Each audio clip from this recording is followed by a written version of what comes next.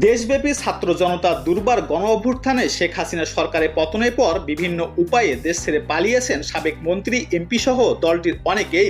পালিয়ে যাওয়াদের মধ্যে নারায়ণগঞ্জের আলোচিত সাবেক সংসদ সদস্য শামীম ওসমান ও সাবেক শিক্ষামন্ত্রী মহিবুল হাসান চৌধুরী নোয়াফেলের দালালদের মোটা অঙ্কের টাকা দিয়ে ভারতে পালিয়ে যান বলে জানা গেছে। এর আগে গত ৩ আগস্ট শামীম ওসমান দেশ ছেড়ে পালিয়েছেন বলে চাউর হয়েছিল, কিন্তু তিনি সেদিন ধানমন্ডিতে আওয়ামী লীগ সভানেত্রীর কার্যালয়ে দলের সাধারণ সম্পাদক ওবায়দুল কাদেরের সংবাদ সম্মেলনে উপস্থিত হয়ে সাংবাদিকদের জানান তিনি দেশেই আছেন। এরপর শেখ হাসিনা পতনের পর ঠিক ১ মাসের মাথায় ৫ই সেপ্টেম্বর তাকে দিল্লির নিজামুদ্দিন আউলিয়ার দরগাহে বারের মতো দেখা যায়। উস্কো খুস্কো চেহারায় মাজারে তাকে দাঁড়িয়ে থাকতে দেখা যায়। জানা গেছে এর কিছুদিন আগে অর্থাৎ আওয়ামী লীগ সরকার পতনের অন্তত ১০ থেকে ১৫ দিন পর শামীম ওসমান দালালদের সহায়তায় ভারতে পালিয়ে যান। তিনি রাতের আধারে বোরকা পরে ভারতে পালিয়ে যান বলে একটি সূত্র জানিয়েছে। এদিকে গত ৮ই সেপ্টেম্বর দালালদের সহায়তায় নোয়াফেল ও বিপ্লব বড়ুয়া ভারতে পালিয়ে গেছেন।